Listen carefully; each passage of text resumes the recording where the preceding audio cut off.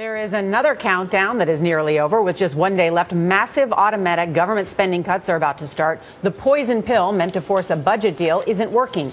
Bill Plante is at the White House. Bill, good morning. Morning, Nora. Well, if you were hoping there might be a last-minute save, you can forget it. The president admitted that it's nearly impossible to get anything done in Washington in the amount of time that's left.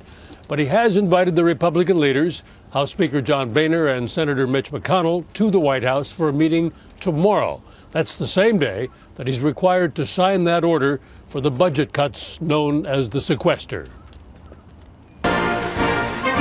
With time running out, the president warned business leaders in Washington Wednesday night that the Sequester will eventually hit them, too. This is not a cliff, but it is a tumble downward.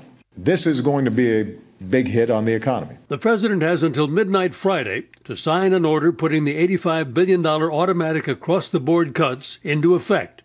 Those cuts will include $46 billion from the Pentagon's budget. Friday's meeting with Speaker Boehner and Senator McConnell at the White House is expected to come before the president signs the order. Ladies and gentlemen, the statue of Rosa Parks. On Wednesday, Mr. Obama talked briefly with both Republican leaders during a ceremony unveiling a statue of Rosa Parks on Capitol Hill, caught in this photo.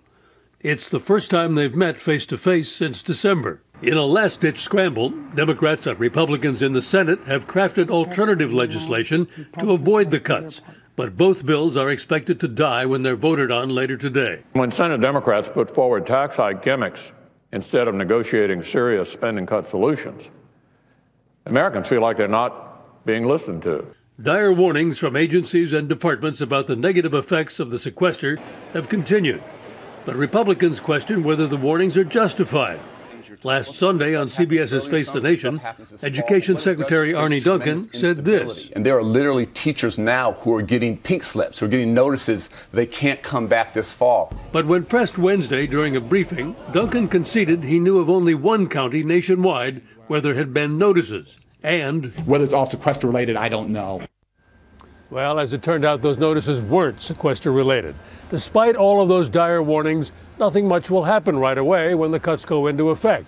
But both the president and Republicans are betting that as the results of the cuts begin to be felt over the next couple of months, the public will blame the other side. Nora, Charlie? Bill Plante, thanks.